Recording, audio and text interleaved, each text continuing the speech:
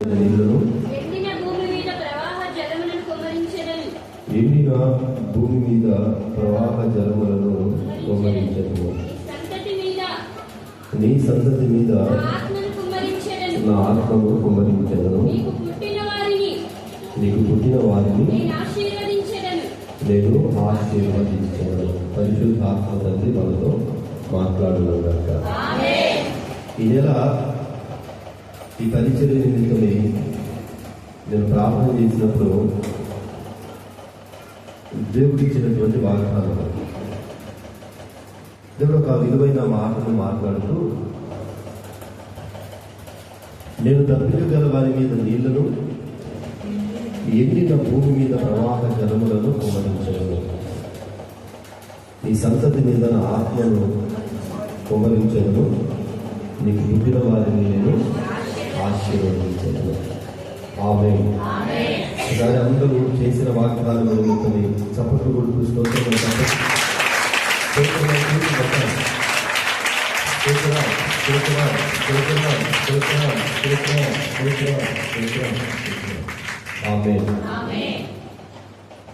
వాగ్దానం ఏంటంటే, ఎండిన భూమి మీద ప్రవాహ జలములను కుమ్మరించారు. ఈ నెల అంటే నా ప్రభు ఎండిన నేల మీద ప్రవాహ జలములను కుమ్మరించబోతున్నారు. ఆమేన్. ఎవరు ఎండిన భూమి? దేనికి ఎండిన భూమి మీద ఆయన ప్రవాహ జలములను కుమ్మరిస్తానని వాగ్దానం చేస్తున్నాడు. ఒక చోట దావీదు దేవునికి ప్రార్థన చేస్తూ ఉంటాడు.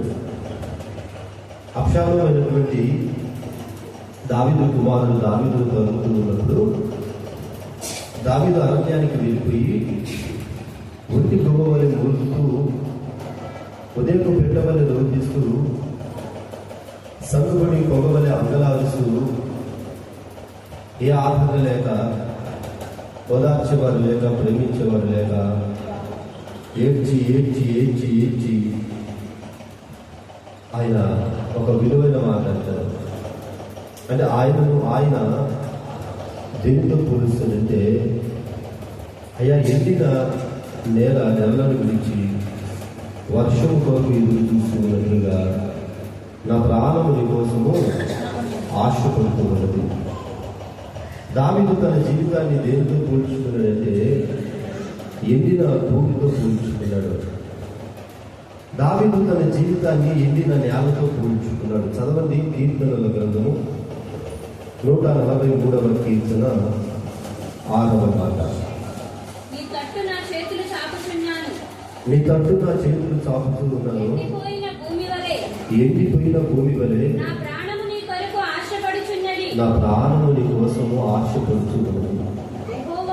దావీదు తన జీవితాన్ని దేనితో పోల్చుకుంటున్నాడంటే, ఎండిపోయిన భూమి వలె నా జీవితం ఉన్నదని అని తన జీవితాన్ని ఎండిన నేలతో పోల్చుకుంటూ ఉన్నాడు. ఈ వాక్యం వింటున్నటువంటి ప్రియ దేవుని బిడ్డలారా, ఎండిన నేలగా నీ జీవితము ఒకవేళ మార్చబడి ఈ మాటలు వింటున్నావేమో, ఆర్థికంగా, ఆరోగ్యపరంగా, కుటుంబ విషయాల్లో, నీ భర్త విషయంలో, నీ బిడ్డల విషయంలో, వివాహ విషయంలో, గర్భఫల విషయంలో, ఉద్యోగ విషయాల్లో, అన్ని విషయాల్లో ఒకవేళ ఎండిన స్థితిగా, మూడు బారిన స్థితిగా నీ జీవితం మార్చబడి, దావీదు వలె ప్రభువా ఎండిన నేలగా నా జీవితము మార్చబడ్డది, తొలకరి వర్షము కొరకు నెరలను విడిచిన భూమి ఎదురు చూస్తూ ఉన్నట్లుగా నా ప్రాణం నీ కోసం ఆశపడుతుందయ్యా, నన్ను కనికరించమని ప్రార్థిస్తూ ఒకవేళ ఈ సన్నిధులను అడుగు పెట్టినట్లయితే, ఈ నెల నా ప్రభు మాట్లాడుతున్నటువంటి మాట చేస్తున్న వాగ్దానం ఏంటంటే, ఎండిన నేల బట్టి మీ జీవితాలలోనంట ప్రవాహ జలములను ఆయన కుమ్మరించబోతున్నాడు. ఎండిన మీ హృదయాలను, జీవితాలను ఏదేను తోట వలె మార్చబోతున్నాడు. మూడు బారినటువంటి ప్రతి బ్రతుకును యేసు నామములో నా ప్రభు చిగురింపచేయబోతున్నాడు. మార అనుభవాలన్నీ కూడా ఈ 4వ నెల మధురముగా మార్చబడును గాక. ప్రవాహ జలములను నా ప్రభు మీ మీద కుమ్మరిస్తూ ఉండగా మీ జీవితాలలో మునుపెన్నడూ చూడనటువంటి ఫలాన్ని మీరు అనుభవించదురు గాక. కృప మీకు తోడయుండును గాక. మహిమ మీ కుటుంబములను ఆవరించును గాక. దేవుని సన్నిధి పరిచర్య పైన నిలిచియుండును గాక. ఆమేన్. దేవుడు చేస్తున్న వాగ్దానము ఎండిన నేల మీద ప్రవాహ జలములను కుమ్మరిస్తాడు. ఆమేన్. ఎట్లాంటి ప్రవాహాన్ని కుమ్మరిస్తాడు? ఒక 3 మాటలు నేను చెప్పి త్వరగా ముగిస్తాను. కీర్తనల గ్రంథము 36వ కీర్తన 8వ మాటను మనం చదువుతున్నాము. కీర్తన 36:8. మీ మందిరం యొక్క సమృద్ధి వలన వారు సంతృప్తి నొందుతున్నారు. అదిగో నీ ఆనంద ప్రవాహంలోనికి నీవు వారికి త్రాగునిచ్చుచూ ఉన్నావు. ఆమేన్. ఆమేన్. ఎండిన నేలగా మార్చబడినటువంటి మన బ్రతుకున్నానంట ఆయన ప్రవాహాన్ని పంపబోతున్నాడంట. మొదట ఏ ప్రవాహాన్ని పంపబోతున్నాడంటే ఆనందము అనే ప్రవాహాన్ని పంపబోతున్నాడు. ఎలా? చాలా మంది కుటుంబాల్లో సంతోషం లేదు, చాలా మంది కుటుంబాల్లో సమాధానం లేదు, చాలా మంది కుటుంబాల్లో ఐక్యత, ప్రేమ, ఆప్యాయతలు చల్లారిపోతూ ఉన్నాయి.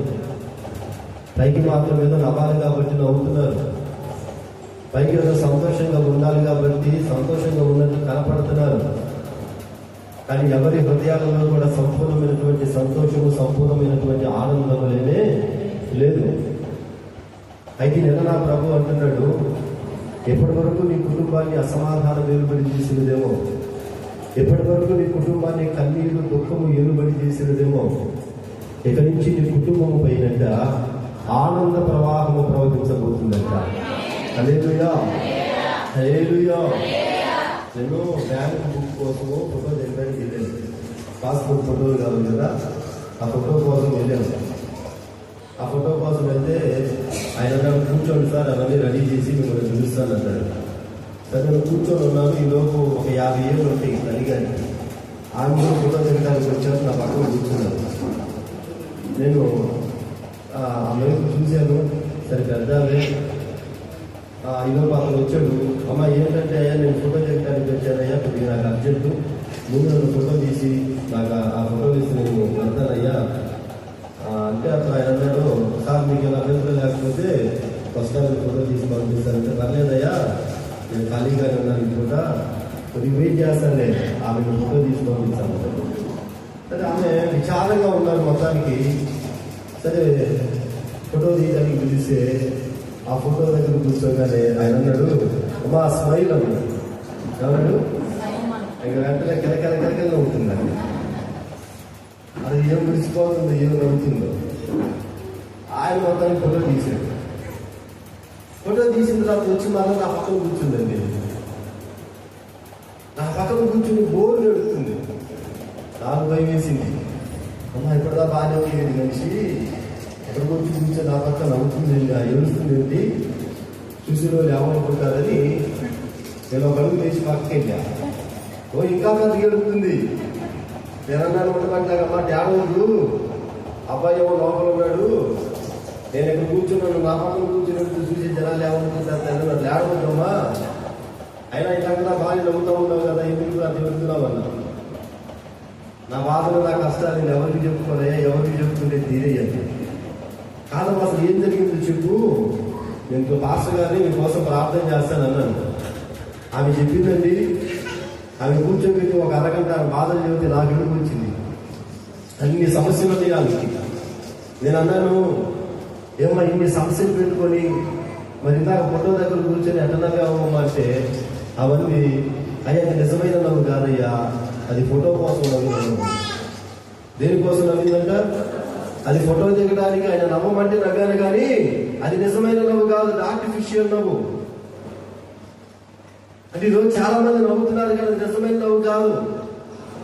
చాలా మంది సంతోషంగా ఉన్నట్లు కనపడుతున్నారు కానీ అది వాళ్ళ హృదయంలో నుంచి వచ్చిన సంతోషం కాదు. ఏదో 10 మందిలో అలా కనపడాలి కాబట్టి కనపడుతున్నారు, 10 మందిలో అలా ఉండాలి కాబట్టి ఉంటున్నారు. కానీ కుటుంబాల్లో ఈ రోజున సమాధానం లేదు, సమృద్ధి లేదు, సంతోషం లేదు, ఆనందాలు లేవు, ఐక్యత కరువైపోతా ఉన్నది. అయితే ఈ పూట ఈ శాలను ప్రేయర్ మినిస్ట్రీస్ పరిచయకు నా ప్రభు చేస్తున్నటువంటి వాగ్దానం ఏంటంటే, ఎండిన నేల మీద ప్రవాహ జలములను కుమ్మరించేటువంటి నా ప్రభు అంట ఈ నెల ఈ దినాలలో సంతోషము సమాధానము లేక కుమిలిపోతున్న నీ కుటుంబము పైన ఆనందం అనే ప్రవాహాన్ని కుమ్మరించబోతున్నాడు. ఎక్కడి నుండి వస్తుందంట ఆనంద ప్రవాహము? దేవుని మందిరములో ఉన్న సమృద్ధిలో నుండి ఆనందం రాబోతుందంట. ఆమె ఆనంద ప్రవాహం ఎక్కడి నుంచి బయలుదేరుతుంది? దేవుని మందిరములో ఉన్న సమృద్ధిలో నుండి ఆనందము నీ కుటుంబం మీద ప్రవహిస్తుందంట. యాకోబు తన అన్నను మోసం చేశాడు, తన తండ్రిని మోసం చేశాడు. తన తల్లి దగ్గరికి వచ్చి చెప్పాడు, నేను అన్నను మోసం చేశాను, అన్నను చంపడానికి బయలుదేరాడు. అప్పుడు వాళ్ళ అమ్మగారు అంటారు, నాన్న నువ్వు లేచి నీ మామైనటువంటి లాభానికి బయలుదేరి వెళ్ళి అక్కడ కొంతకాలం తలదాల్చుకో, ఇక్కడ సమస్యలన్నీ సర్దుమరిగిన తర్వాత నేను నీకు సమాచారం ఇస్తాను ప్రభుత్వం.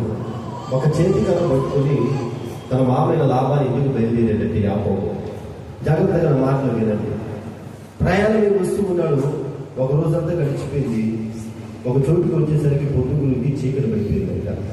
ఇక ప్రయాణం కొనసాగించడానికి అవకాశం లేక అక్కడే ఆ స్థలంలో ఒక చిన్న రాయి ఉంటే ఆ రాయిని తలగడగా చేసుకొని అక్కడ పడుకున్నాడు.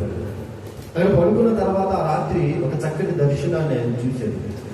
వెంటనే నిద్ర లేచి ఇది చెప్పాలి, పరలోకపు గవిని, ఇది దేవుని సన్నిధి తప్ప మరొకటి కానే కాదు. ఇక్కడ దేవుని ఆత్మ ఉన్నది, దేవుని ప్రసన్నత ఉన్నది, దేవుని సన్నిధి ఉన్నది అని ఆ చోటికి బేతేలు అని పేరు పెట్టి తను తలగడగా చేసుకున్నటువంటి రాయిని నిలిపి నూనెతో అభిషేకించి అక్కడ మొక్కుబడి చేసుకుంటాడు. ప్రభువా, నేను బయలుదేరి వెళ్తూ ఉన్నాను, తిరిగి మరలా ఒక జనము నా తండ్రి ఇంటికి నేను రావాలి. నేను తిరిగి వచ్చేటప్పుడు సమృద్ధితో, సమాధానముతో, ఆశీర్వాదముతో, దీవెనతో, ఐశ్వర్యముతో కనుక నేను వస్తే నేను ఈ స్థలములకు వచ్చి నేను నీకు చేసుకున్నటువంటి మొక్కుబడిని తీర్చుకుంటాను. ఆ విధంగా మొక్కుబడి చేసుకొని ప్రయాణమై వెళ్ళాడు. లాభాదిలో 20 సంవత్సరాలు ఉన్నాడు. 20 సంవత్సరాల తర్వాత దేవుడు దర్శించాడు. నువ్వు ఉండాల్సిన చోటు ఇది కాదు యాకోబు, నువ్వు లేచి నేను వాగ్దానం చేసినటువంటి పాలు దేవుడు ప్రవహించు, ఆ వాగ్దాన భూమికి నీ స్వజనుల దగ్గరకు వెళ్ళాలని. తిరిగి యాకోబు తన స్వజనుల దగ్గరకు బయలుదేరేటంట. వాక్యం చెబుతున్న మాట ఏంటంటే, యాకోబు 2 గుంపులుగా మార్చబడ్డాడంట. యాకోబు తన అన్నైనటువంటి ఏశావుకు కానుక ఇచ్చేవాడుగా దీవించబడ్డాడంట. వెళ్ళేటప్పుడు ఒక చేతికలతో యోర్దాను దాటాడు. తిరిగి వచ్చేటప్పుడు 2 గుంపులుగా మార్చబడి మరొకరికి సహాయం చేసేంత సమృద్ధిని తను పొందుకున్నాడు. కారణం ఏంటని నేను బైబిల్ చదివినప్పుడు, ఈ దారి మార్గంలో అతను ఒక చోట ఆగాడు. ఆ చోటు పేరు బేతేలు, అనగా దేవుని మందిరము.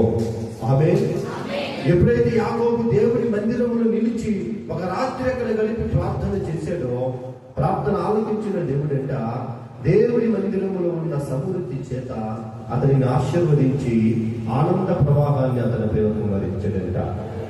ఈ నెల ఇప్పటి వరకు చాలీచాలని జీతము, చాలీచాలని సంపాదన, చాలీచాలని ఆదాయంతో కుటుంబాన్ని పోషించుకోవడం ఇబ్బంది పడుతూ ఆర్థికంగా నలిగిపోతూ ఒకవేళ ఈ మాటలు వింటున్నామో, ప్రభు వాగ్దానం చేస్తున్నాడు, దేవుని మందిరంలో సమృద్ధి ఉన్నదంట.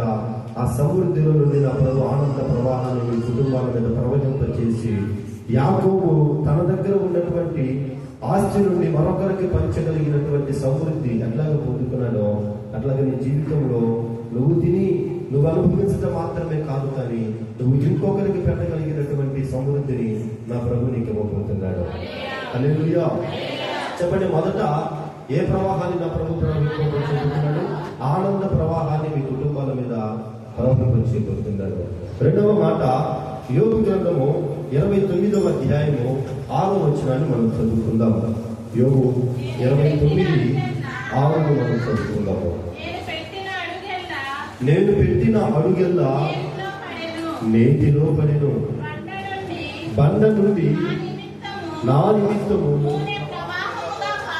నూనె ప్రవాహముగా పారెను. ఆమేన్, ఆమేన్. ఇక్కడ యోబు ఒక విలువైన మాట చెబుతూ ఉన్నాడు. ఏంటా మాట అంటే, అక్కడ చీల్చబడిన ఒక బండి ఉందంట.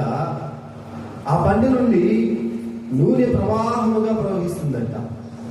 మొదట ఏ ప్రవాహము ప్రవహించినది? ఆనందం అనే ప్రవాహం ప్రవహించినది. యోబు దగ్గరట నూనె అనే ప్రవాహము ప్రవహిస్తుందంట.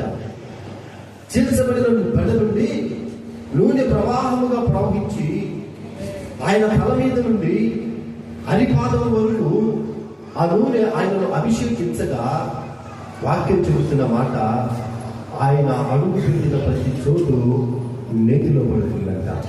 హల్లెలూయా. సాగుతం ఉంటుంది కదా, ఏదో సాగుతా రే ఈ రొట్టె విరిగి నేతిలో పడింది అంటారు కదా. ఇప్పుడు యోబు జీవితం కూడా అలానే మారిపోయింది. ఎలా మారిపోయింది? యోబు అడుగు పెట్టిన స్థలం వల్ల నేతిలో పడుతుంది. ఆయన ఎక్కడ పాదం పెడితే అక్కడ నేతిలో పడినట్లుగా ఉంటుంది. కారణం ఏంటంటే అతని మీద నూనె అనే ప్రవాహము ప్రవహిస్తా ఉన్నదంట. ఒక నూనె అనేటువంటి ప్రవాహము యోబు మీద ప్రవహిస్తూ ఉన్నందున ప్రియమైన దేవుని బిడ్డలారా, అతను అడుగు పెట్టిన ప్రతి స్థలములో దేవుడు కార్యాలు సఫలపరుస్తున్నాడు. అతను ఆలోచన చేసిన ప్రతి ఆలోచనను దేవుడు సఫలపరుస్తూ ఉన్నాడు. ఈ 3 నెలలు ఎన్నో ప్రయత్నాలు చేసి విఫలమైపోయి ఉన్నాం. ఈ 3 నెలలు ఎన్నో ఆలోచనలు చేసి ఓడిపోయి ఉన్నాం. కొంతమంది నాకు ఫోన్ చేసి చెప్తా ఉంటారు, మనోళ్ళు కాదులేండి, కొన్ని సమస్యలు ఉన్న వాళ్ళు చెప్తారు, అంతా అయిపోయింది అనుకున్నానన్నా, ఇంకా ఇచ్చేస్తామని కూడా అన్నారన్నా. ఫోన్ చేసి రమ్మన్నారు, నేను వెళ్ళేసరికి ఇప్పుడు అంటున్నారు, ఏదోలమ్మా నేను తమకు ఫోన్ చేశాను, అవలా 1 వారం ఆగి రండి అంటున్నారన్నా, 1 నెల ఆగి రండి అంటున్నారన్నా. ఇంకంతా అయిపోయినట్టే అనిపించిందన్నా. ఇప్పుడు తీరా వెళ్ళేసరికి అంటున్నారు, ఇప్పుడు అవ్వదు, మా వల్ల కాదు అని చేతులు ఎత్తేస్తున్నారన్నా. ఏది పట్టుకున్నా కూడా మట్టి అయిపోతుందన్నా, బంగారం పట్టుకున్నా మట్టి అయిపోతుందన్నా. అన్నా మా పరిస్థితి అంతా తారుమారైపోతుందన్నా, అంతా కూడా విఫలమైపోతుందన్నా, ప్రార్థన చేయండి అంటారు. ఒకవేళ ఎప్పటిదాకా నీది అనుభవమేనేమో, అంతా అయిపోయింది ఇక వెళ్ళి తీసుకొచ్చుకోవటమే అనుకున్నావు, కానీ అక్కడికి వెళ్ళేసరికి వాళ్ళు చేతులు ఎత్తేస్తున్నారు, విఫలమైపోతున్నావు. కానీ ప్రభు అంటున్నాడు, ఎక్కడి నుంచి నువ్వు విఫలమైపోవంట, ఎక్కడి నుంచి నువ్వు ఓడిపోవంట. ఇక నువ్వు ఎక్కడికి వెళ్ళి అడుగు పెడితే అక్కడ నా దేవుడు కార్యములు సఫలపరుస్తాడు. నువ్వు మట్టి పట్టుకుంటే అది బంగారం అయిపోద్ది. చచ్చిన విత్తనాలను విత్తిన వాటిలో నా ప్రభు జీవాన్ని పంపించి పచ్చిక బయలుగుండా నా ప్రభు నిన్ను నడిపిస్తాడు. కారణం ఏంటంటే చీల్చబడిన బండ నుండి నూనె అనే ప్రవాహము ఈ ఏప్రిల్ మాసం అంతా నీ మీద ప్రవహించబోతా ఉన్నది. ఈ నెల నువ్వు ఎక్కడ అడుగు పెడితే అక్కడ నువ్వు నేతిలో పడ్డట్టే. నువ్వు ఎక్కడ అడుగు పెడితే ఆ స్థలాన్ని నా ప్రభు దీవిస్తాడు. నువ్వు మట్టి పట్టుకున్నా అది బంగారం అయిపోద్ది.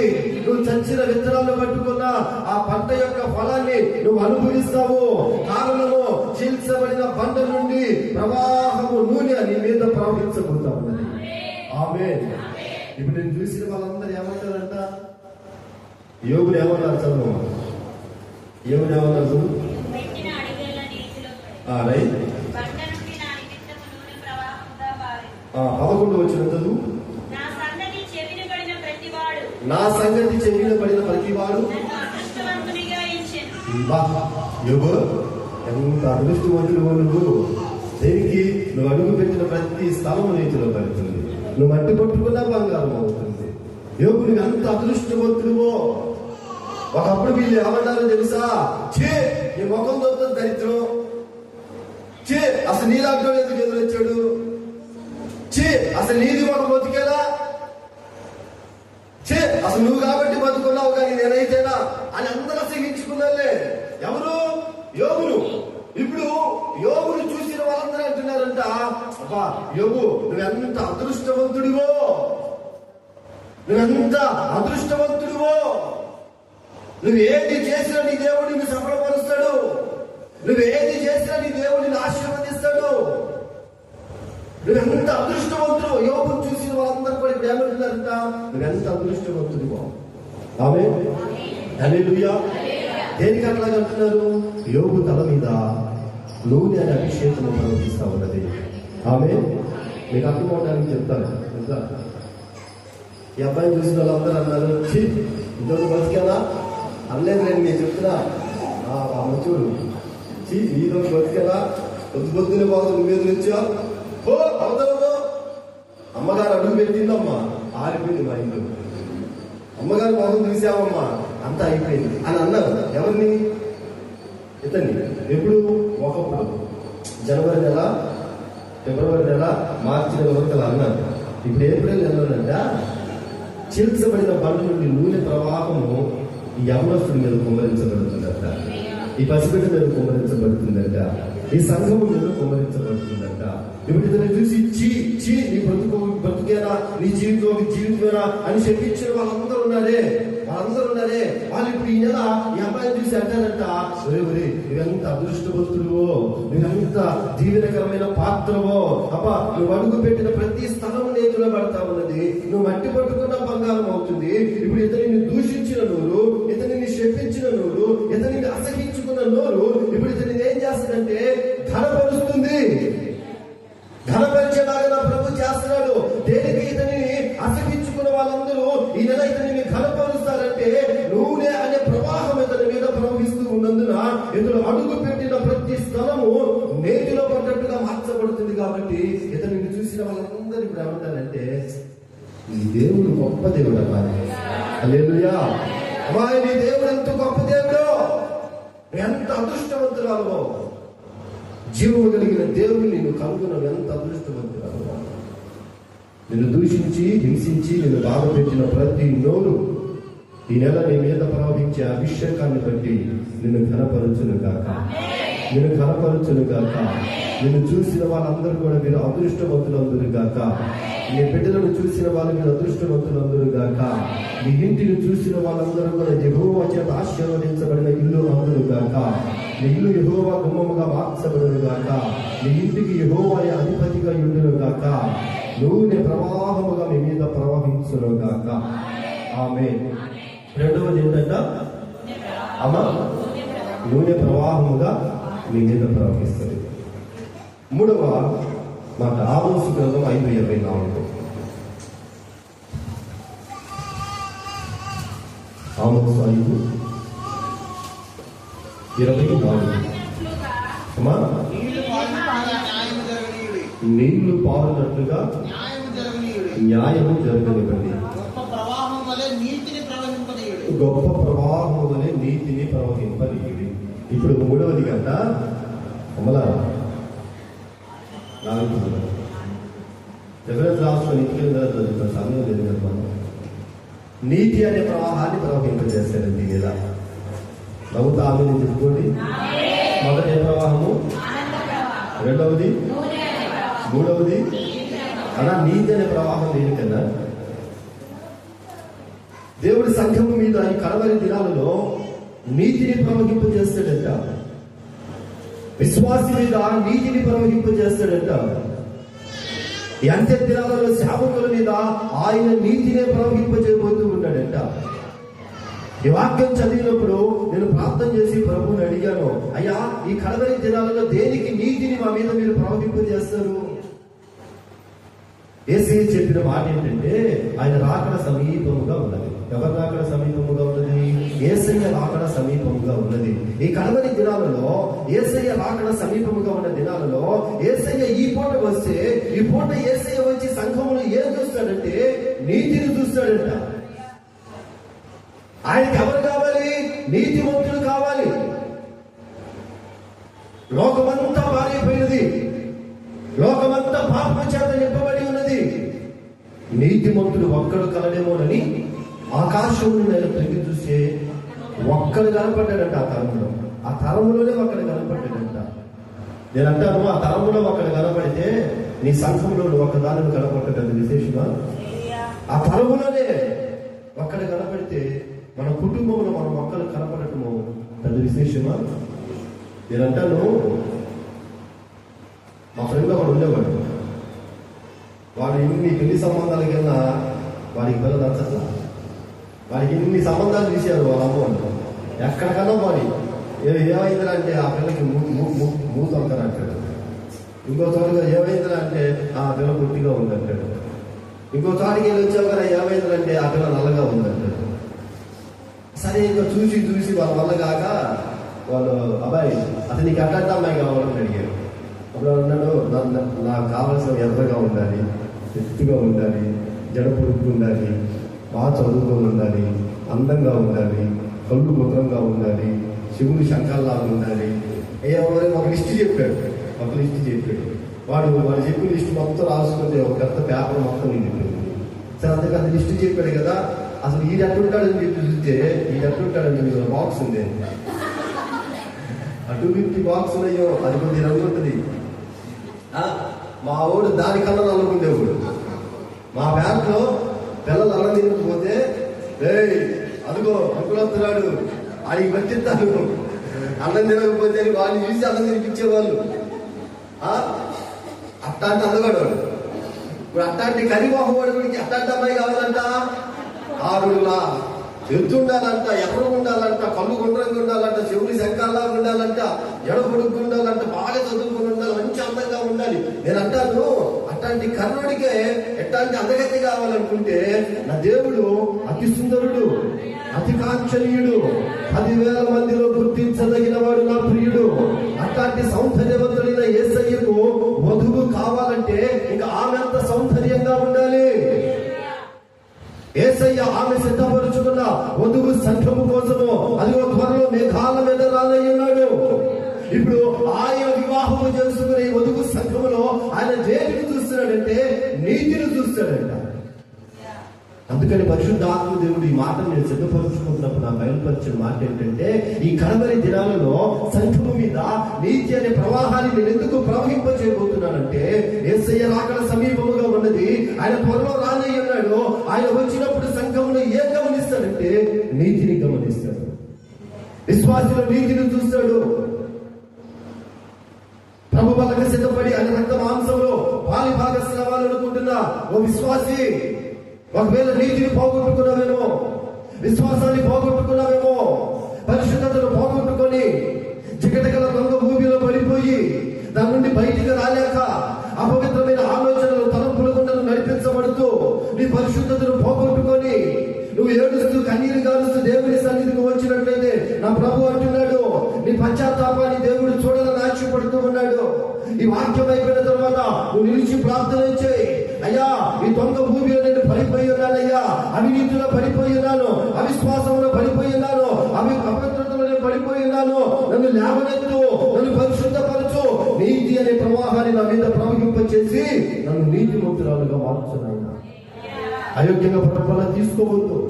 పౌలు భక్తుడు అంటున్నాడు, అయోగ్యంగా ప్రభు బలం తీసుకొని కొంతమంది అనారోగ్యాన్ని పొందుకున్నారు, మరి కొంతమంది శాపగ్రస్తులయ్యారు, ఇంకొంతమంది చచ్చిపోయారు. అయోగ్యంగా ప్రభు బలం మనం తీసుకుంటే అది మనకు శాపము. అవినీతిమంతులుగా ఉండి ప్రభు బలం తీసుకుంటే దాని వలన మనకు మరణము. అందుకని మనం ప్రభు బలం తీసుకుంటున్నప్పుడు ఈ కడవరి దినాలను ఎలాగ తీసుకోవాలంట, నీతిమంతులుగా మార్చబడి మనం ప్రభు బలం తీసుకోవాలి. ఏ స్థితిలో నువ్వు పడిపోయావో జ్ఞాపకం చేసుకో. ఈ పుట్ట పశ్చాత్తాపడు, ఆ స్థితి నుంచి లేచి ఆ మొదటి క్రియను చేసుకుని నీ సాక్ష్యాన్ని కాపాడుకుంటూ ప్రభు బలం తీసుకో. ఈ నెలంతా ఎండిన నేల వంటి నీ జీవితంలో నా ప్రభు ఆనంద ప్రవాహాన్ని ప్రవహింప చేయడం గాక, నూనె అనే ప్రవాహాన్ని ప్రవహింప చేయడం గాక, నీతి అనే ప్రవాహాన్ని నా ప్రభు నీ కుటుంబం మీద ప్రవహింప చేయడం గాక, అభిమానులన్నీ మన వెనుకలో నీరు కట్టిన తోటగా మార్చడం గాక. ప్రభు బలం తీసుకోవడానికి సిద్ధపడ్డ వాళ్ళందరూ కూడా సిద్ధపడండి. మంచి మనసాక్షితో బలం తీసుకోండి, అయోగ్యంగా బలం తీసుకోవద్దు.